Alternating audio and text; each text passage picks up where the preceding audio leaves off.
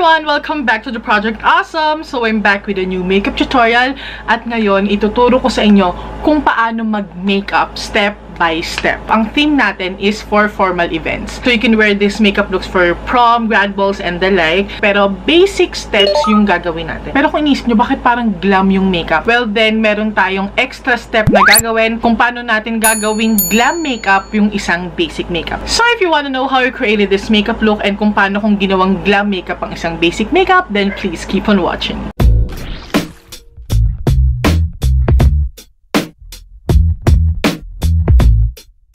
Okay, so ang una nyong gagawin lagi bago kayo maglagay ng makeup ay mag-skincare. So I've already applied my moisturizer and always remember na kahit anong skin type nyo, kailangan nagmo-moisturizer pa rin kayo. Medyo kanina pa yon, so pwede na ako magsimula ng makeup kasi ganito. Kapag naglagay kayo ng skincare, wag nyo agad i-apply yung makeup sa ibabaw. Parang hintayin nyo munang ma-absorb ng skin nyo. Kung hindi, magmi-mix lang sila. Kung naglagay kayong moisturizer tapos naglagay kayo agad ng makeup, magmi-mix lang yun. Hintayin nyo munang ma-absorb ng skin nyo para makuha nyo yung nutrients naman na nanggaling dun sa skincare products nyo. So usually, yung sinasabi talagang first step is foundation and concealer or yung base makeup nyo. Pero meron din tayong tinatawag na primers. You can do your makeup without primers. Pero ang kagandahan sa paggamit ng primer, una, nasabi ko na to sa previous makeup tutorial ko, nagsaserve siya as barrier between your skin and the makeup that you're going to apply. Next, nakakatulong siya na mas kumapit ng maganda yung makeup sa face nyo, sa balat nyo. And third, makakatulong siyang ma-prolong yung makeup wear nyo or mapapahaba niya yung longevity ng makeup nyo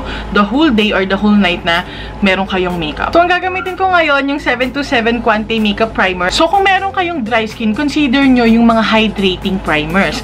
Kung meron naman kayong oily skin, consider nyo yung mattifying primers. So, usually nilalagay ko yung primer dito sa gitnang part ng face. Kasi dun siya, diba, usually nahuhulas agad. Tapos, kinakalat ko na lang siya palabas. So, gaya din ng skincare, pag nilagay nyo yung primer, hintayin nyo munang mag-set siya bago nyo ilagay sa ibabaw yung foundation or concealer nyo. Since formal event makeup yung ina-achieve natin today, isasuggest ko sa inyo na gumamit kayo ng medium to full coverage foundation or full coverage foundation. Maganda nga dito sa foundation na i-even out nila yung skin tone mo. Pero, kung hindi nyo naman masyadong kailangan ng, maraming coverage, huwag kayong maglagay ng marami. Yung sakto lang. And then, you can use flat top kabuki brushes like this or flat top brushes like this. You can also use beauty blenders, of course. Pero as a beginner, based on my experience pag beginner ka, parang hindi ka pa masyadong sanay gumamit ng sponge. Pero it's actually easy to use. Pero sa una kasi, you have to get used to it para ma-master mo yung paggamit ng beauty blenders. So what I'm going to use today is this Sleek Life Proof Foundation. You can build the coverage gradually, unti-unti lang. Kasi better na magdagdag kayo kaysa sa pag marami na agad, mas mahirap siyang kontrolin. Ito hindi naman to agad nagseset. So okay lang na ilagay ko muna siya sa buong face ko and then tsaka ko na lang sila i-blend ng sabay-sabay. So, usually, beauty blenders talaga yung ginagamit ko. Pero since this is a basic makeup for beginners, ito yung ginagamit kong tool para sa inyo. Eh, pagka namili kayo ng shade ng foundation na gagamitin nyo, lagi nyong i-match sa kulay ng leeg nyo. Okay, now let's go to concealer. So, ganito yung rule of thumb sa concealer. Kapag ang i-cover nyo, mga blemishes or imperfections, ang gamitin yung concealer is yung perfect match sa skin tone nyo. Pero kung ang i-cover nyo sa under eye area at kung gusto nyong ma-highlight yan, use one shade lighter. Kasi kapag gumamit kayo ng light shade of concealer sa mga pimples nyo, actually hindi niya yun mako-cover per se. Kumbaga ma-highlight niya pa nga yun Kasi lighter shade yung ginamit mo. Mag-i-stand out siya kasi yung foundation na ginamit mo match yung skin tone mo. Tapos yung concealer na ginamit mo to conceal your pimples or your pimple scars or acne or whatever, ginamit mo lighter shade. So, mas ma-accentuate siya. Pero pagdating sa under eye area, ayun, pwede kayong gumamit ng lighter shade of concealer kasi malilift niya yung eyes nyo, mas magmukhang buhay and maha-highlight niya. So, I'm going to use this. Favorite ko tong concealer na to. So, this is the SEM Cover Perfection Tip Concealer. For my blemishes, going to use the shade 02. Dito. Meron ako dito konti. Dito. So, I'm just going to blend it using this concealer brush. So, the reason why I love this concealer kasi nako-cover niya talaga Okay, now it's time to conceal the under eye area. So I'm going to use the lighter shade of my Dasem Cover Perfection Tip Concealer. And this in the shade 1.5. Going to apply that like that. Guys, another rule, pag naglagay kayo ng concealer sa ilalim ng mata, hindi pa ganon, pababa dapat yung paglagay. Tapos pagka binlend nyo sila, alam nyo yung parang V-shape, parang pag ganyan. Yan, ganyan yung pag-apply ng concealer, hindi yung dito lang sa ilalim. Okay, paakyat dito. Okay, so yung foundation nyo, kailangan yung iset yan, lalo na dito sa Pilipinas. Talagang nahuhulas yan, dahil pagka hindi mo sinet ng powder. Kakalat siya. Pero merong mga foundation na nagsiset sila ng maganda. So, may dalawang klase ng powder. So, you can use, you know, pressed powder such as this one. And then, meron din naman tayong tinatawag na mga loose powders. Ako, lagi, as in lagi, loose powder ang ginagamit kong pang-set ng foundation ko. Kasi ito, wag nyo kakalimutan to, bago kayo maglagay ng powder, be sure na walang mga streak marks. Kapag may streak marks yan, tapos nalagyan nyo na ng powder, hindi nyo na yun mafi-fix. So, ganyan ang ginagawa ko muna sa umpisa. Ina-apply ko yung powder using a powder puff. Pero, tap-tap lang, yung ganyan. Nilalagyan ko lang yung buong mukha ko. Actually, you don't need a lot, ha? You can now blend it para mawala lang yung excess powder. Mas gusto ko yung ganitong technique. Okay lang naman na direktang brush na yung pang-apply mo. Pero kasi, maganda rin gumamit ng powder puff. Mas nagsesettle siya dun sa crevices ng face nyo. And then, kung ano man yung mga excess powder dyan, tsaka nyo lightly i-brush away using your powder brush. Okay, so for the brows, ang gagamitin ko ngayon ay eyebrow pencil or eyebrow pen since this is for basic makeup. Ito yung isa sa mga paborito ko ngayon. So, this is the Detail Makeover Make Brow Eyebrow Pen kasi dual-ended siya. So, ito, mas manipis or tinier. Ayan, mas manipis siya. So, ito, pwede mong gamitin para i-trace yung shape ng kilay mo. Ang gagamitin nyo namang pang-feel ng kilay nyo, etong part na to, yung angled part. Mas makapal na part.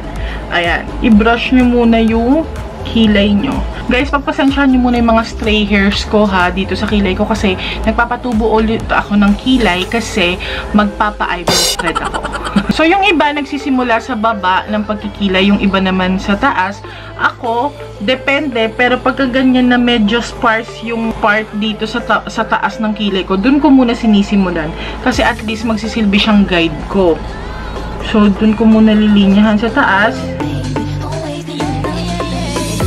Ayan, ganito usually, itatrace nyo muna yung shape sa baba at sa taas, yung edges. And then, pagtatagpuin nyo dun sa tail part. So, ngayong na-trace nyo na, gamitin nyo na yung kabilang part ng pencil. And then, tsaka nyo i-fill in yung loob na yan. Pero guys, you don't need a lot sa pag-feel. Huwag kayong masyadong ma-excite. Kahit konti-konti muna. And then, use an angled brush like this one para i-blend nyo yung eyebrow pencil dyan sa kilay nyo para ma-even out. You can use a spoolie para i-blend out pa yan. And para ibalik yung hair nyo back into place. Tapos nakikita nyo, diba, parang medyo crooked siya. Pwede nyong linisin. Pero ito ang gusto kong ipaalam sa inyo at ipaintindi sa inyo. At itatak sa isip at puso nyo. Sa isipan at puso nyo. Huwag kayong magalit sa sarili nyo at mawala ng pag-asa. Kasi ang perfect ng kilay, matagal talagang pag-practicean yan. Tandaan nyo yan. Pinaka-major key when doing your makeup is blending. And then the next one is to gradually build up the color. Kailangan unti-unti lang. And then another key for me is always use a light hand when applying your makeup. Ngayon, ang gagawin ko, kukuha lang ako ng concealer, yung ginamit ko kanina, using a flat concealer brush like this. Pagka nagkikilay kayo at may mga lagpas, kailangan nyo lang linisin. Okay, so ayan, tapos na tayo sa pagkikilay. Actually, okay na yan. Pwede mo na siyang iwan na ganyan na lang siya. Pero yung iba, gusto nila, parang foundation, siniset din nila ng eyebrow powder, yung ginamit nilang eyebrow pencil. Pero kung hindi mo naman na siya kailangang iset, okay lang na hindi na. So, yung eyebrow mascara naman, ito Detail Makeover din yan. Ito naman, para siyang hairspray ng kilay mo. Nasiset niya yan, so hindi gagalaw-galaw, lalo na kapag medyo bushy brows ka. Opposite muna na direction yung pag-apply ko. Pagka nalagay ko na siya sa opposite angle, brush it into place. Just like so. Basta guys, lagi niyong tatandaan na sa pagkikilay, dapat may fading effect dito. Okay guys, ngayong tapos na tayo sa pagkikilay. Now, it's time to do the eye makeup. And as you can see, tapos na ako dito. Actually, ang kulang na lang dyan yung false eyelashes and mascara. So, ako lagi akong merong ganitong eyeshadow palettes. Lalo na nung nagsisimula pa lang ako. Kasi, magandang pag-practicean yung mga ganitong shades kasi since they're neutrals and browns, pwede sila sa kahit anong occasions. Very versatile yung mga ganitong shades na to. So, ito all matte. Ayan, pero you have your, you know, neutral shades and yung pang contour, medyo dark shade, and then ito mas darker siya, and then ito may shimmer. So, pwede na kayong makagawa ng glam makeup using just these palettes. So, these palettes are actually Chika Ichiko. Ang ganda niya guys. As you can see, ayan o. Usually, gagamit din tayo ng eyeshadow primer. Minsan, hindi na gumagamit. Okay lang din naman, parang primer kahit wala. Pero mas maganda na meron. Kasi mas maganda yung kapit ng eye makeup. So, I'm going to apply this Essence I Love Stage Eyeshadow Base. I love this kasi maganda yung quality niya, pero mura lang siya. I got this for only 180 pesos. Huwag masyadong madami. And then, you know, just use your fingers to blend it pataas. So, parang pagkikilay, it takes some time para mapag-aralan nyo din yung pagbe-blend ng eyeshadow. So, kung tacky agad yung base nyo, medyo mahirapan kayo. So, mas maganda, iset nyo muna yan ng translucent powder o kaya gumamit kayo ng kakulay ng balat nyo or cream shades like this one. And matte. Matte dapat muna. Magsimula kayo lagi sa matte. I'm applying that shade from my Chika Ichiko One Shot Eye Palette. And then, tap nyo muna. Parang siniset nyo lang yung primer. And then, kapag nalagyan nyo na, tsaka nyo i-blend very lightly using the tip of the blending brush. Naglalagay ako ng translucent powder sa ilalim ng sa may under eye, kasi ilalim ng under eye, sa under eye area ko, para masalo niya yung fallouts. Para kapag sin-weep off nyo yung fallouts, hindi sila kakapit sa balat nyo. Sasama sila dito sa powder na ilalagay nyo. So, ito yung basic step sa paglalagay ng eye makeup. Meron tayong transition color, lid colors, and then yung sa outer corners. Okay, so una kukuha ko ng tapered blending brush na parang ganito. So, I'm going to use this shade as my transition color or my crease color. So, simulan nyo lang, hanapin nyo yung lubog ng mata nyo, and then, sundan nyo lang yon. And then, dun nyo i-apply yung transition or crease color nyo. Papasok sa loob. Ngayon, kukuha ko ng pencil brush or para siyang mas maliit na blending brush. And then, tsaka na natin i-apply yung darker shade natin. So, ayan. Pwedeng ito or pwede rin namang ito. Pero ang ginawa ko kasi, ito muna yung nilagay ko. Bago yung mas dark na shade, ito muna. And then, very lightly apply that or focus that on your outer corner or outer V. As you can see, hindi ko siya dinidiretso na pa ganun. Pero dinadala ko rin yung kulay pataas dun sa my crease. Get your big blending brush and very lightly blend the edges. Actually, kung gusto nyong yan na yan siya, pwede na actually yan. Pero kung gusto nyong mas darker siya, lalo na pag sa mga formal events, dagdagan nyo na lang ng darker shade of eyeshadow. So, I'm using this dark brown. Basically, ipatong nyo lang siya dun sa brown shade na nilagay nyo. Lagi nyo rin tignan yung kabila kung paano nyo ginawa para, you know, pantay. Tandaan nyo na dapat ganito. Yung mga nasa inner parts, pwedeng shimmery, pwedeng matte. Pwedeng sa labas, matte lang yon. Okay. Ang ginamit ko dyan sa middle lids ko, itong dalawang to. Ayan. So, the shades that I'm using right now are actually what I call safe colors. Kasi nga, kahit anong occasions, pwede sila, and pwedeng dito kayo mag-practice muna gamitin itong mga ganitong klase ng shades. And then, very lightly, i-blend nyo lang para mag-merge lang silang lahat. So, ngayon, lalagay ko na tong shimmery eyeshadow na to sa ibabaw nung lid color ko. Nakikita nyo, mas nabubuhay siya, diba? Ngayon, para mas magkaroon ng konting buhay pa yung eye makeup nyo, gamitin nyo lang ulit yung same shades na ginamit nyo sa taas dun sa lower lash lines nyo. So, ang gagamitin ko, yung ginamit kong transition color muna. And then, I'm going to apply that all over the lower lash lines. Ayan. And then, kung ano yung ginamit yung dark shade sa outer corner nyo, lagay nyo lang doon. Pero hindi all the way. Dito lang sa parang outer thirds bago kayo dumating sa gitna. Dito lang. Ayan. And that's it. Ngayon, kukuha lang ako ng parang ganitong pointed na pencil brush. And I'm just going to use this to highlight the inner corners. And I'm just going to use the same shimmer eyeshadow na ginamit ko sa lids ko. And pwede rin ilagay nyo siya dito. Sa inner thirds.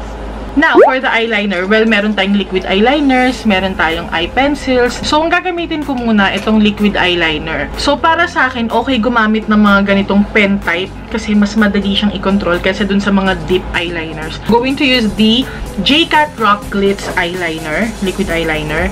So, mas maganda yung isang straight line muna. So, yung iba nagsisimula sa gitna and then sinusundan nilang nila, tinitrace nilang pag ganon. Pero ako, sinsanay na ako dito sa mata ko, sinisimulan ko na sa inner corners and diretso na siya dito. Okay. So, i-trace nyo muna yung line and then tsaka ko siya fini-fill.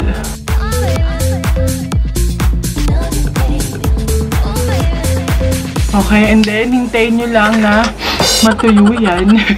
Now, we're going to tightline the eyes. Kung ikukumpara nyo yung eyeliner ko ngayon dito sa right side and sa left eye ko, nakikita nyo yung sa part na yung sa lash line ko, diba? Nakikita nyo yung skin. Dito, hindi. Puro black. So, magta-tightline tayo. Usually, ginagamit natin mga eye pencils. Taas nyo yung mukha nyo. Tingin kayo sa baba para makita nyo yung taas na part na yun. Siyempre, mapapapikit kayo. Pero wag kayong matakot. Practice lang. Yan. Minsan, nakapikit pa rin ako pero pinapakiramdaman ko na lang siya. Ngayon, pwedeng ganyan na lang or pwedeng lagyan nyo rin yung lower lash line nyo. Ako nilagyan ko siya since formal event ka. Now, it's just time to, you know, curl your eyelashes and apply mascara and apply your false eyelashes. And pwede nyo na rin tanggalin yung loose powder na nilagay nyo. Ang gagamitin ko ngayon, ito yung favorite ko ngayon. So, this is the VMV Ulalash Volumizing Mascara. I really love this. Nahulog yung salamin ko. I really love this kasi I love the wand and I also love the formula. Medyo manipis lang siya. Ayan. So, ang paglagay ng mascara, simulan nyo sa roots. Huwag kayong matakot maglagay ng mascara. Simulan nyo sa roots, as i-wiggle nyo pataas. Wiggle. Para ma-coat niya yung lahat ng strands ng lashes nyo. Lower lash lines ko. So, ang gagamitin ko, itong bago. This is actually a new local brand ng lashes. So, this is the Cinderella lashes. I have here the lashes na Palawan. Palawan lashes today from Cinderella Lashes. And ayan yung itsura niya. Mas maganda simulan sa gitna. Yung iba gumagamit sila ng tweezers. Ako, mas gusto ko kamay lang. Mas sanay ako. So, sa gitna muna. Tapos, saka nyo na lang i-align yung outer and inner part. O, diba? Ha! Ayan. So, I'm going to use today this Detail Makeover Contour and Blush Effects kasi kumpleto na siya. So, meron kayong pang-contour itong dalawang shades na to. This will be your bronzer, this will be your highlighter, and this will be your blush. Actually, yung highlighter nito, hindi ako masyadong fan kasi mahilig ako sa mga striking highlighter. So, ibang highlighter yung gagamitin natin. Maganda rin naman tong highlighter na to.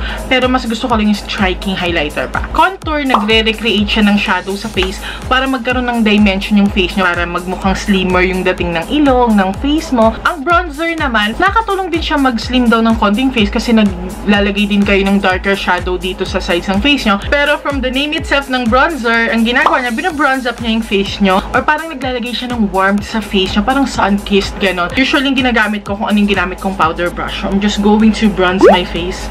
Ayan, using this one. Lightly dusting that dito sa my hairline ko.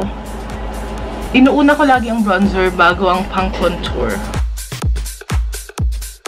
So, ang gagamitin kong pang-contour ito kasi medyo warm to. Itong mga brush na ginagamit ko na to, yung kay Ate Ann Cloth, yung Ultimate Beginner's Brush Set niya. Pang-contour na to, yung angled brush na to. Dito tayo usually nagko-contour. Mula dito sa taas ng upper part ng tenga, dito. And then, pababa, dito. Ayan. Diba? Nakikita nyo na nako-contour na yung face ko. And then, pagka nagbe-blend ako ng contouring powder, laging pataas. Ko-contour ko rin yung aking jawline. Kasi, alam nyo na. Pero not so much. Parang magkaroon lang ng dimension yung face. Alam mo yun. Hindi na ako magko-contour dito sa noo ko tsaka sa temple kasi nga maliit na siya. So, kung hindi nyo naman kailangan i-contour, wag nyo i-contour. Now, it's time to apply the blush. This peach shade right here. So, again, gradually lang yung pag-apply, lalo na sa blush. Ayaw nyong masobrahan yung blush nyo dahil ayaw nyo naman magmukhang clown, diba? Ako, lagi kong sinisimulan sa cheeks ko. And then, binabrush ko or biniblend ko pataas. Parang ganito kasi yung layer niya. Contour, blush, highlight. Yung highlight dito sa ibabaw ng cheekbones nyo. You know what guys, may nakalimutan akong gawin. Ang i-contour ang ilong. Ang pagka-contour, depende rin sa shape ng nose nyo, okay? Ako, dito ko siya kino-contour sa baba. Tapos naglalagay ako dito kasi parang kunyari meron akong bridge ng nose. And wag masyadong makapal, guys, ha? Itong ginagawa ko to, maaaring mag-work sa inyo, maaaring hindi. Ayan, diba? Medyo nag-slim na ng konti yung nose ko. Ha, ganon. Ayoko naman yung OA, so okay na yung magkaroon lang ng konting shadow. Ang ginamit ko palang pang contour ng nose ko, blending brush. Gusto ko gumagamit ng mga blending brush pagka nagko-contour ng nose kasi mas maliit sila. Anyway, highlight ng nose. In fairness nga, may palaban naman si Detail Makeover. Pero sa nose ko lang siya gagamitin. I'm going to use a different highlighter for my face. Hanapin nyo kung paano yung tamang placing or proper placing ng highlighter and contour sa face nyo. In time, malalaman nyo yun. So, I'm just here to show you the basic steps. Yung pagmamaster nun, kayo na ang bahala dun. Kasi, iba't iba yung face natin. Yung shape natin and all. Okay? Mag-highlight na tayo ng face. And what I'm going to use is this Maybelline Master Chrome. Maganda daw tong highlighter na to. It's the first time that I'm going to use this. So, doon natin ilalagay sa may ibabaw ng cheekbones. Medyo malapit sa eyes. Wow, maganda nga siya, guys. Dito sa ibabaw ng cheekbones. And then, dinadala ko siya dito ng konti sa may temples ng face ko kasi nga maliit tong part na to. Here, on your chin. And then, on your Cupid's bow. Ito yung mga part na hina-highlight. Nose bridge, Cupid's bow, chin, and then dito sa ibabaw ng cheekbones. Tapos, minsan pwede rin kayo maglagay dito sa ibabaw ng kilay nyo. Parang dagdag arte lang yun. Yan. Okay, so we're almost finished. Yung lippy na lang yung kulang. Of course, yung lip color nyo, ibabagay nyo yan sa kulay ng makeup ninyo. So, since gumamit tayo ng neutral shades, ang kagandahan doon, you can use almost any colors ng lippy. So, of course, meron tayong pinaka-basic sa pinaka-basic na lip product and that is a bullet lipstick. Ano ba ibig sabihin ng bullet lipstick? Yung regular lipstick like this one. Ito yung gagamitin ko today. Parang lipstick din to, pero it's in a pen form. So, retractable siya. This one is the Everbilena Advanced Lip Define Matte Lipstick. And this is the shade Buff Brown. Pero gagamitin ko muna yung EB Matte Lip Liner. Everbilena pareho to. So, I'm just tracing the shape of my lips. And then, ikalat nyo rin siya paloob. Para hindi naman yung line lang siya. Tapos, ganyan. Actually, using a lip liner is optional. Minsan, okay lang din naman na wala siya. Pero, mas okay din na meron kasi nga, magkakaroon kayo ng guide. So, now we're just going to fill in the lips using this matte lipstick in the shade Buff Brown. Pagpasensya nyo na yung balat dito sa lips ko. Medyo dry kasi yung lips ko. And, voila! Tapos na!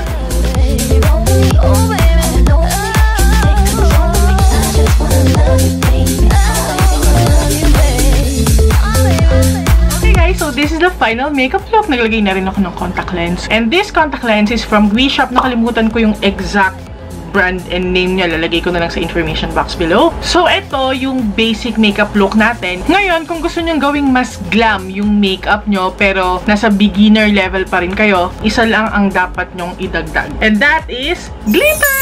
Maglagay lang kayo ng glitter sa mata nyo.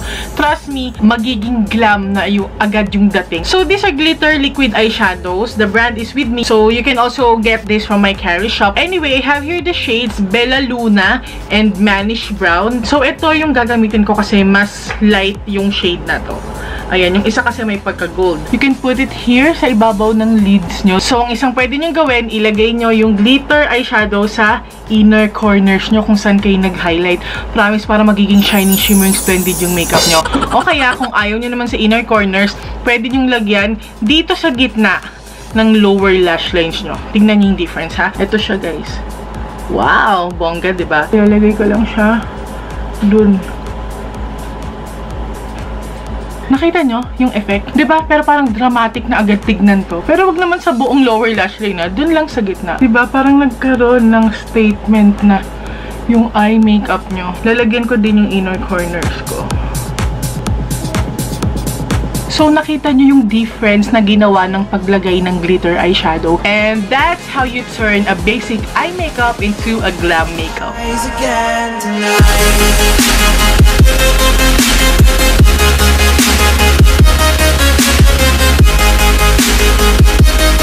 And yeah, that's it for this basic makeup tutorial turned into glam makeup. Sobrang simple lang ng steps na gagawin nyo and mababago na. It's amazing how simple glitter shadow can do, diba? That's it for this video. Thank you so much for watching this video. Sana may natutunan kayo. Sana naintindihan nyo yung mga tinuro ko. And promise, I'm going to do more makeup tutorials. Hati-hatiin ko. Kunyari, mag-focus tayo sa eyes in this video o kaya dito naman sa video na to, foundation lang or blush lang or contour lang or whatever, diba? Para mas comprehensive naman next time, diba? So if you're not yet subscribed here in my YouTube channel, please do subscribe for more videos like this, for more makeup tutorials like this, and please don't forget to hit that notification bell para ma-notify kayo sa mga future videos natin. Thank you so much again for watching this video, and I hope to see you in the next one, you guys. Stay awesome and accomplish your mission. Bye!